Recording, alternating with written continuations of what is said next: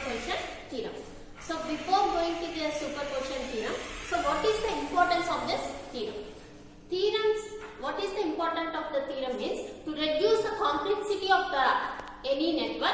We use the different types of the theorems. Under that there is the maximum power theorem, Thevenin's theorem, Norton's theorem, Millman's theorem, and so many theorems must be there. So today we discuss about the superposition theorem.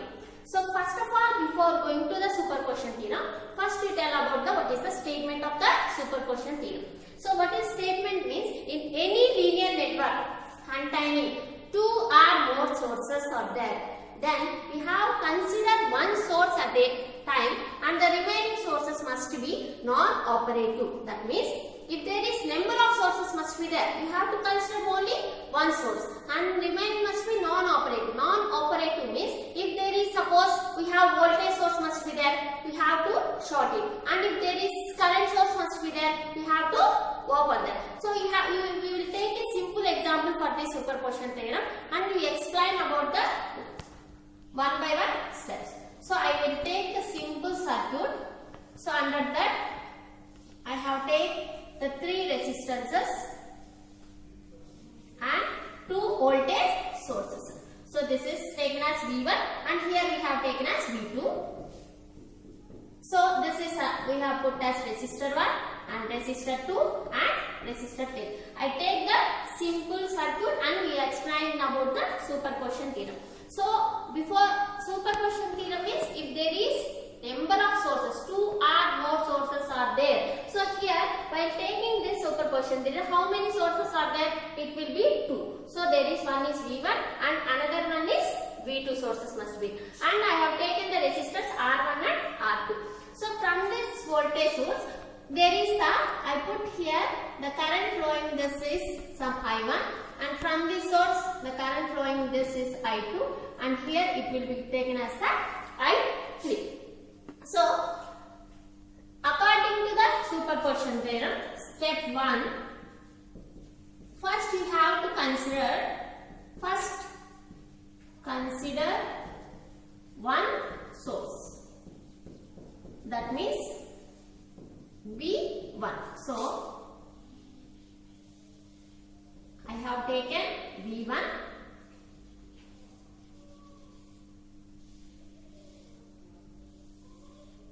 and the remaining source, that is V2. That means whenever voltage source must be there, we put it as short circuit. Whenever there is a current source must be there, we put it as open circuit. So same thing, whatever the figure must be there, here the two sources must be there.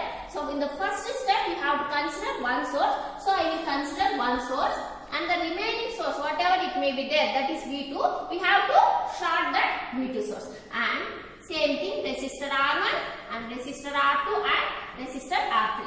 So we have here we put the current, the direction of the current, whatever the current flowing from this voltage source, so put it as I1 dash. And here it will, from this point it will be divided to the R2 and R3. So whatever the current here I2, we have to put it as I2 dash, and here I3 we have to put it as I3 dash. So now how you have to find out the currents of I1 dash and I2 dash and I3 dash by using the superposition theorem. So from this circuit, first of all you have to find out the equivalent resistance. So while you find out the equivalent resistance, so from this point the resistor, this I2 dash and I3 dash are in opposite currents flowing to this. So R2 and R3 must be in the parallel form. So here R equivalent is equal to R2 product by sum of the resistances R2 plus R3 plus whatever the parallel must be there. This combination is series with the R1 plus R1. So how you get this equivalent resistance means these two resistance are in the combination of the parallel. So parallel means when there is the two resistance must be in the parallel, then what is the equation must be product of the two resistance by sum of the two resistance. Product of the two resistances by sum of the two resistance. Or otherwise if the resistance values must be increases R2, R3, R4, R4. 1 by R equivalent is equal to 1 by R1 plus 1 by R2 plus 1 by R3 up to so on. So when there is 2 R in there, then it will be product by sum of the resistors, and this parallel combination is in the series with the R1. This is the R equivalent. So then next step we have to find out the I1 dash current. So I1 dash means I1 is the total current flowing in this circuit. So I1 is nothing but the, so whatever the current in this resistor is nothing but, so total I1 dash will be current is the total current flowing in this circuit. So now we have to find out the I2 dash.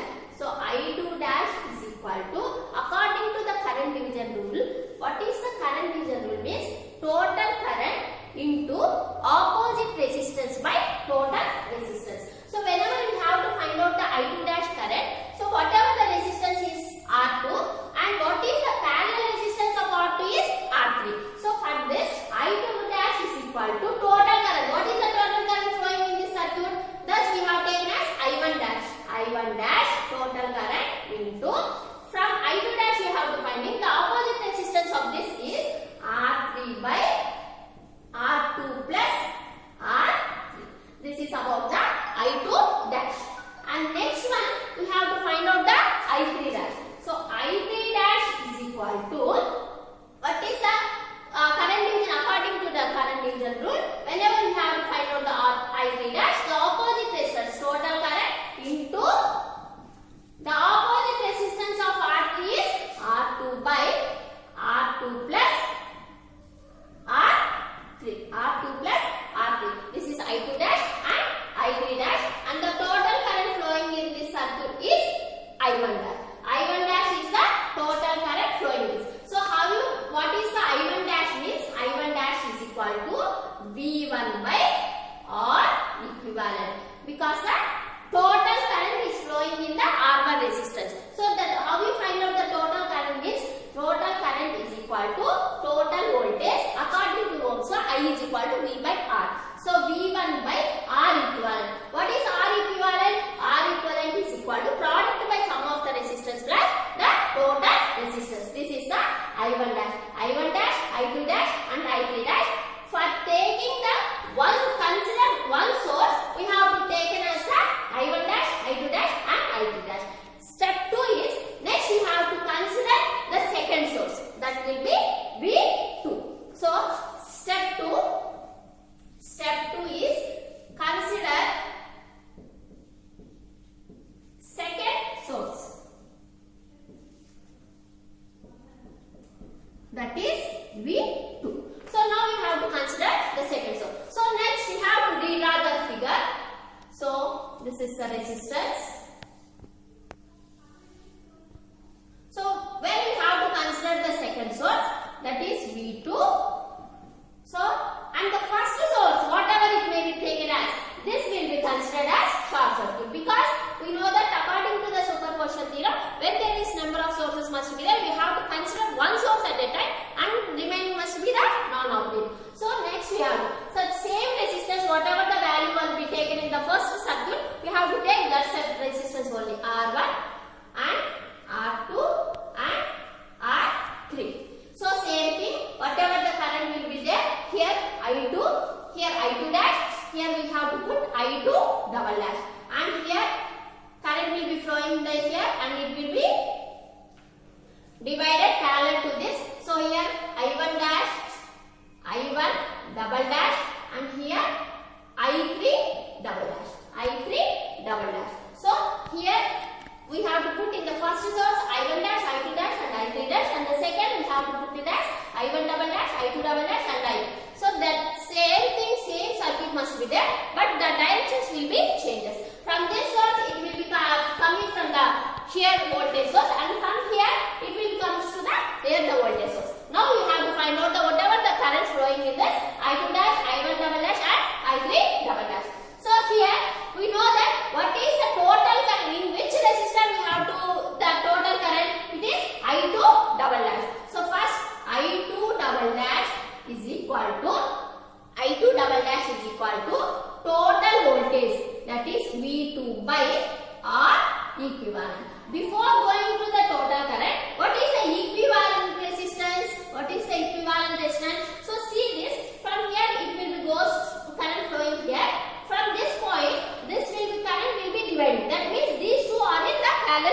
combination. So here R2 and R3 are in parallel combination, but here we have taken as R1 and R3 are in parallel combination. This combination is series with this R2. So R equivalent is equal to, according to the equivalent, R1 R3 by R1 plus R3 plus R2. That is product of the resistance by sum of the resistance plus the total resistance. This is the equivalent resistance. So the total current L2 double dash is equal to V2 by R equivalent. Now we have to find out the individual current, that is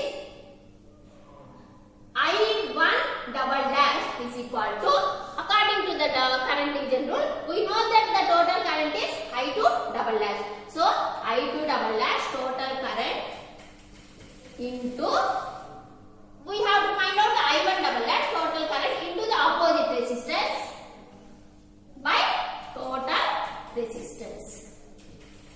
Similarly, I3 double dash is equal to I1, that is total current will be I2 double dash into, what is the, when you have to find out the I3, the resistance will be R3. So the opposite resistance will be R1 by R1 plus R3.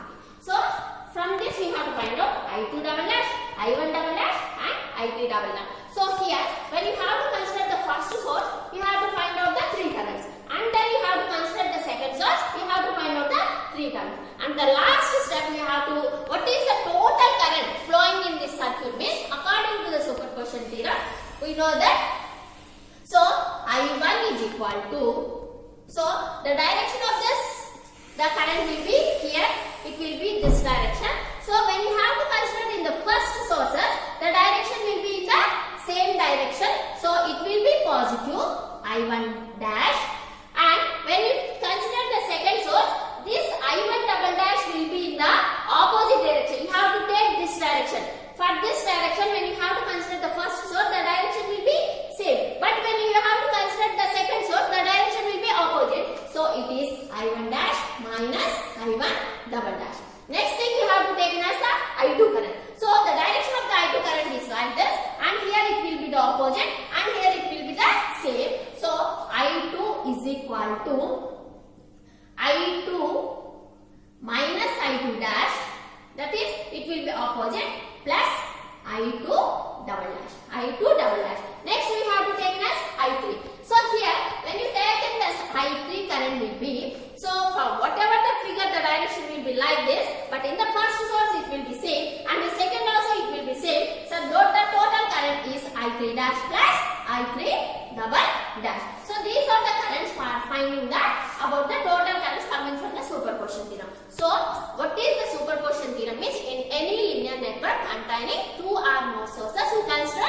one source at a time and the remaining must be non-operating. Non-operating means you have to consider one source, when it will be the voltage source must be there, you have to short, and it will be the current source must be there. If suppose there is here the voltage source, then only we have to start. If suppose it will be the current source, we have to open this current source. So in the first we have to consider the one source, and we find out the equivalent resistance and find out the whatever the currents flowing in this resistance. So by finding the equivalent resistance, when there is the two resistance must be there, the formula is the product of the resistance by sum of the resistance. While by finding the individual current sources, so according to the current division rule, we have to find out the total current into opposite resistance by total resistance. This is about the what is the current flowing in the considering the voltage of the first source, and second thing we have to consider the voltage of the second. So you have to same thing, we have to find out the I2 double dash, I3 double dash and I1 double dash. In the finally we have to go to the consider the two sources at a time. That means on the direction we have to take the direction of the current, and you have to tell that what is depend upon the direction, you have to find out the I1 current, I2 current and I3 current. This is about the superposition theorem. Thank you.